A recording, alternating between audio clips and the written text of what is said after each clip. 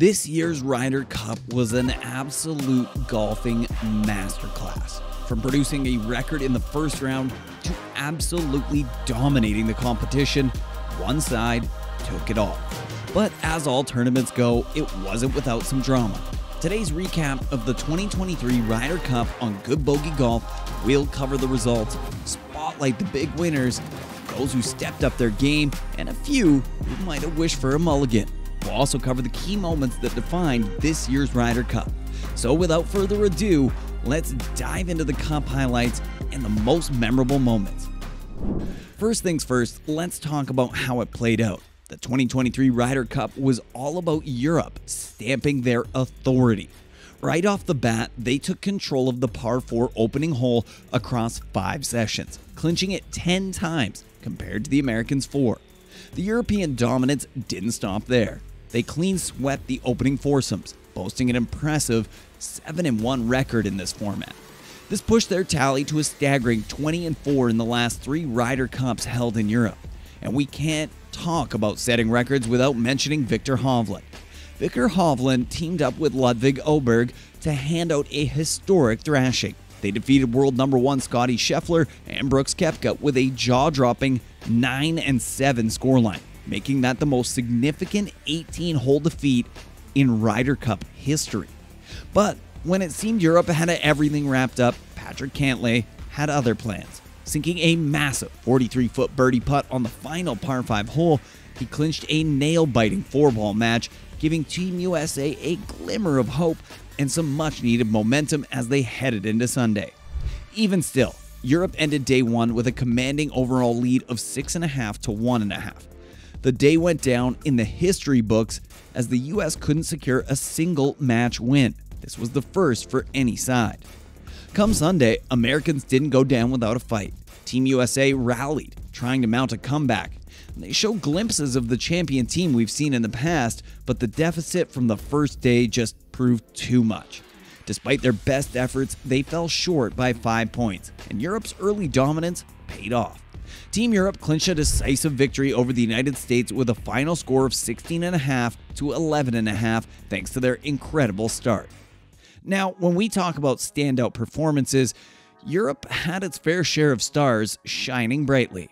Leading the pack was Rory McIlroy. The man was on a mission, delivering a top-notch performance with a 4-1-0 record. And safe to say, he was in his element, proving once again why he's one of the best in the business. But McIlroy wasn't the only European making headlines. Viktor Hovland and Jon Rahm were right up there too, giving fans some unforgettable moments. Hovland, with his razor-sharp focus and impeccable shots, wrapped up with a 3-1-1 record. Rahm, always a crowd favorite, didn't disappoint either. He was a human highlight reel. At one point in the match, Rahm made a 33-footer for eagle on the closing hole, sending the fans into a frenzy as he halved his match and gave Europe a 6-1 advantage. He certainly brought his A-game, finishing with a solid 2-0-2 record. And let's not forget Tyrrell Hatton. This guy clinched his first ever Sunday singles victory, adding a cherry on top of Europe's already impressive performance. Now, every Ryder Cup has its highs and lows, and while Europe had plenty to celebrate, there were notable disappointments on the American side. Even with a roster packed with talent, some big names just couldn't find their groove on the European grass. Scottie Scheffler, the world number 1, was a prime example. With the golfing world's eyes on him, Scheffler ended with a record of 0-2-2, failing to clinch a single match victory. For someone who's been at the top of the rankings, this was a surprising dip in form. Xander Schauffele, another heavyweight for Team USA, couldn't live up to the expectations, finishing with a 1-3-0 record. Schauffele's struggles were evident, especially in the crucial foursomes and 4-ball sessions. Jordan Spieth, a name often associated with Ryder Cup heroics, had a week he'd rather forget. With an 0-2-2 record, Spieth's magic touch seemed to be missing, impacting the team's overall performance. Lastly, Rickie Fowler, known for his flamboyant style and solid game, found the European courses challenging, ending with an 0-2-0 record. Fowler's performance was a shadow of what fans have come to expect from him. He was also mysteriously benched by the captain on Saturday, and not by an illness. Johnson remarked, "It was a situation where our matchups felt it was best to go this direction." So what happened on the course? Was it luck? Was it just bad day for Team US players? Or was there something else behind this lackluster performance? Let's break down what really went down at the Ryder Cup this year and dive into the reasons behind the outcomes. First off, let's give credit where credit is due. Europe's big guns, including the likes of Rory McIlroy, Victor Hovland, and Jon Rahm, were firing on all cylinders. It's hard to win against guys that are having a hard time missing. The European star players were in playoff form, and the US just couldn't keep up. On the flip side, the US team, despite boasting a talented lineup, struggled to match the fire and intensity of Team Europe. On paper, the US team looked like a force to be reckoned with, but as we know, golf isn't played on paper. The matches are won on the greens, and Europe had the upper hand this time. Captain Luke Donald played a pivotal role in this. He inspired the European team with a series of personalized 2-minute videos for each player from their family members cheering them on. This rallied the team and ensured they maximized their advantage of playing on their home turf. The teamwork within Team Europe was evident, and it showed in their victory. We also can't overlook the US team's preparation, or rather, the lack of it. They missed out on some crucial preparation opportunities. Not a single US team member showed up to compete in the Italian Open on the Micro Simone course in May, and then in September, when the PGA Tour was done for the year and the DP World Tour was in full swing, again, not a single US team member made the trip to play former Ryder Cup courses in Ireland and France.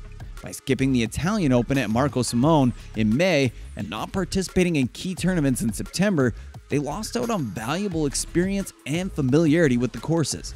In a sport where every stroke counts, such decisions can have significant repercussions, and they did. In addition, the US team's performance in 2021 likely gave them a little too much confidence heading into this year's tournament. They had a dominant 19-9 win in 2021. However, past successes don't always translate to future results. This touch of overconfidence may have made them underestimate their European counterparts in 2023. It could partly be why they skipped the chance to play at Marco Simone in May. In the end, a combination of Europe's form, team spirit, strategic decisions, and the US team's potential complacency and lack of preparation culminated in the results we witnessed at the 2023 Ryder Cup. When the USA squad looks back on this year's loss, it will point to two specific periods of time in 2023 as critical. The first was the first week of May, when the Italian Open was contested on the Marco Simone course. Not one USA team member showed up to compete, depriving the entire side of an opportunity to play the course in tournament conditions. The next was the first 3 weeks of September, when the PGA Tour was done for the year, but the DP World Tour was at full speed. Not one USA team member journeyed east to play former Ryder Cup courses in Ireland and France. In a nutshell, it seems that the USA were underprepared, and they could ill afford to arrive in that state. If you enjoyed this recap and want to see more, make sure to check out our other videos. And that is another round of Good Bogey Golf. Golf for busy people, where we've got your back, keeping you in the loop no matter how tight your schedule is.